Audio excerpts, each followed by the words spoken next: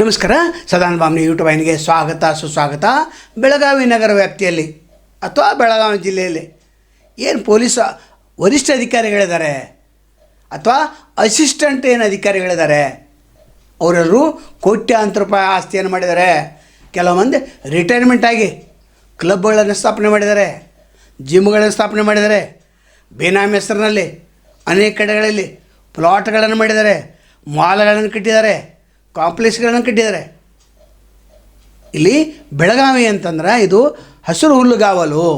ಅದಕ್ಕೆ ಇಲ್ಲಿ ಬಂದವರೆಲ್ಲ ಪ್ಲಾಟ್ ತೋತಾರೆ, ಮನಿ ಮಾಡ್ತಾರೆ. ಹನುಮಾನ್ ನಗರ ನೋಡ್ಬೋದು, ಅಲ್ಲಿ 70% ಪೊಲೀಸ್ ಅಧಿಕಾರಿಗಳಿದ್ದಾರೆ. ದೊಡ್ಡ ದೊಡ್ಡ ಬಿಲ್ಡಿಂಗ್ ತೋರಿಸ್ತಾರೆ. ಎಷ್ಟು 5 ಕೋಟಿ ಬಿಲ್ಡಿಂಗ್ ಕೇವಲ 1 ಕೋಟಿ ತೋರಿಸ್ತಾರೆ. ಅಂದ್ರೆ 400 ಕೋಟಿ. ಉಳಿದಿದ್ದು ಯಾರು ಮಾಡೋರು? ಯಾರು ತಪಾಸಣೆ ಮಾಡೋರು? ಇಲ್ಲ ಒಬ್ಬೊಬ್ಬ ಅಧಿಕಾರಿ ಹತ್ತಿರ ಕನಿಷ್ಠ 25 ಕೋಟಿಯಿಂದ 50 ಕೋಟಿವರೆಗೆ ಇರ್ತದೆ. ಅದರ ತೋರಿಸಿರ್ತಾರಷ್ಟು 1 ಕೋಟಿ, ಹೆಚ್ಚು ತೋರಿಸಂಗಿಲ್ಲ. ಯಾಕಂದರೆ ಬೇನಾಮಿ ಹೆಸರಿನಲ್ಲಿ, ಅತ್ತಿ ಹೆಸರಿನಲ್ಲಿ, ಹಳೆಯನ ಹೆಸರಿನಲ್ಲಿ, ತಮ್ಮನ ಹೆಂಡತಿ ಹೆಸರಿನಲ್ಲಿ ಎಲ್ಲ ಲಿಸ್ಟ್ ನಮ್ಮ ಕಡೆ ಇದೆ. ಆದ್ರೆ ಹೇಳಿ ಏನೂ ಉಪಯೋಗ ಆಗಿಲ್ಲ.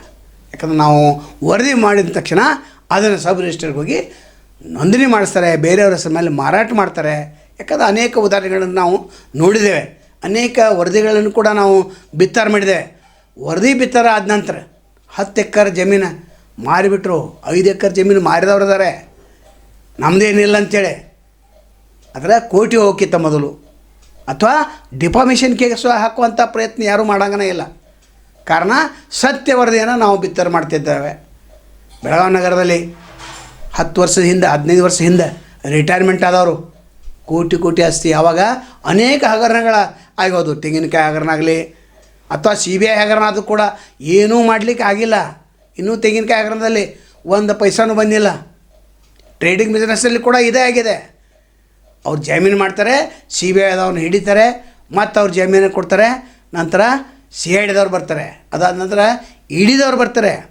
ಆದ್ರೆ ಅದಕ್ಕಿಂತ ಮೊದಲು ಏನು ತಿನ್ನಬೇಕು ಎಲ್ಲ ತಿಂದು ಮುಗಿಸಿರ್ತಾರೆ. ಎನ್ಕೌಂಟ್ರ್ ಮಾಡುವಂಥ ಹೊತ್ತಿನಲ್ಲಿ 3-4 ಎನ್ಕೌಂಟ್ರ್ ಅದು.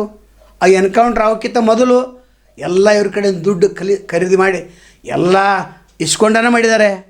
ಅದೊಂದು ದೊಡ್ಡ ಇತಿಹಾಸ ಇದೆ. ನಾವು ಭೂಲೋಕ, ಬೆಳಗಾವಿ ಭೂಲೋಕ ಅಂತ ಒಂದು ಮಾಡಿದ್ದು, ಅದರಲ್ಲಿ ಅನೇಕ ವಿಷಯಗಳನ್ನು ನಾವು ಪ್ರಸ್ತಾಪ ಮಾಡಿದ್ದು.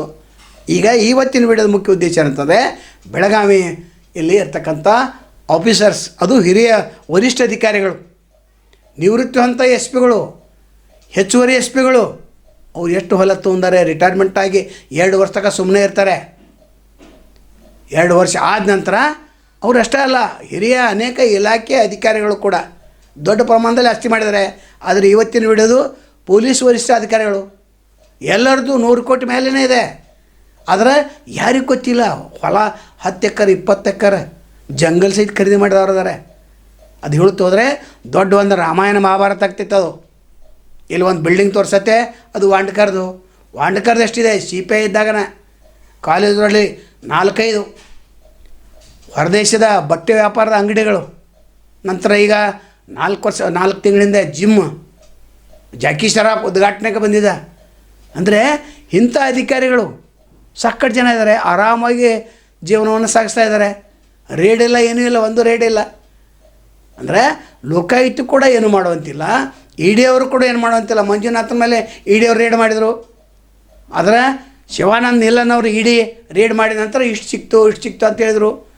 ಆದರೆ ಮಂಜುನಾಥ ಎಕ್ಸೈಸ್ ಹೆಚ್ಚುವರಿ ಅಧೀಕ್ಷಕ ಅವರು ಎಲ್ಲಿ ಮಾಡಿದರು? ಎಷ್ಟು ಹಿಡಿದ್ರು, ಎಷ್ಟು ಬಂತು, ಎಷ್ಟು ಸರ್ಕಾರಕ್ಕೆ ಹೋಯ್ತು? ಅವ್ರಿಗೊಂದು ಜೈಲು ಸಹಿತ ಆಗಲಿಲ್ಲ, ಏನು ತಪಾಸಣೆ ಸಹಿತ ಮಾಡಲಿಲ್ಲ. ಏನು ಒಂದು ಸಲ ತಪಾಸಣೆ ಮಾಡಿದ್ರೆ ಮುಗೀತು. ನಾವು ಅನೇಕ ಕಡೆಗಳಲ್ಲಿ ಇನ್ನೂ ಇದೆ ಅಂತ ಹೇಳಿದ್ರು, ED ಅವ್ರು ಮಾಡಲಿಲ್ಲ. ಯಾಕಂದರೆ ಪ್ರಭಾವ ಕೇಂದ್ರ ಸರ್ಕಾರ ಮೇಲೆ ಒತ್ತಡ ಹಾಕ್ತಾರೆ. ಆದರೆ ಚಿಕ್ಕವರು ಎಲ್ಲ ಒಳಗೆ ಹೋಗ್ತಾ ಇದ್ದಾರೆ. ಮತ್ತು ನಿನ್ನೆ ED ಅವರು ಮತ್ತೆ ವಶಕ್ಕೆ ಪಡೆದಿದ್ದಾರೆ 12 ದಿವಸ.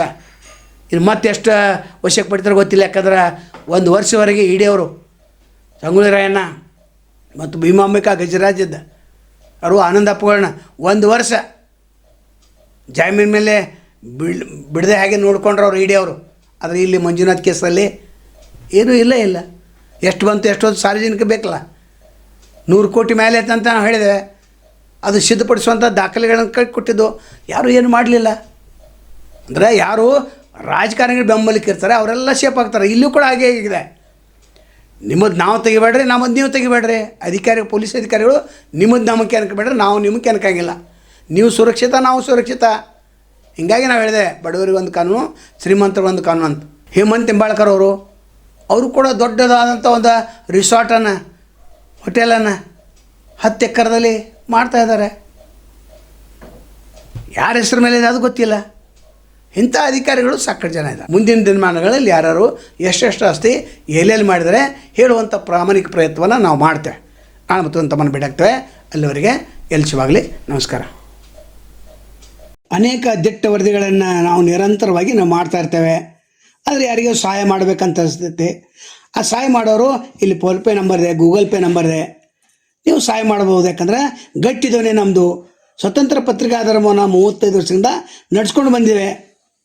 ನೀವು ಇದಕ್ಕೆ ಸಹಾಯ ಮಾಡಿದ್ರೆ ಇನ್ನಷ್ಟು ಗಟ್ಟಿ ಧ್ವನಿಯಲ್ಲಿ ನಾವು ವರದಿ ಮಾಡಲಿಕ್ಕೆ ಸಾಧ್ಯ ಇದೆ.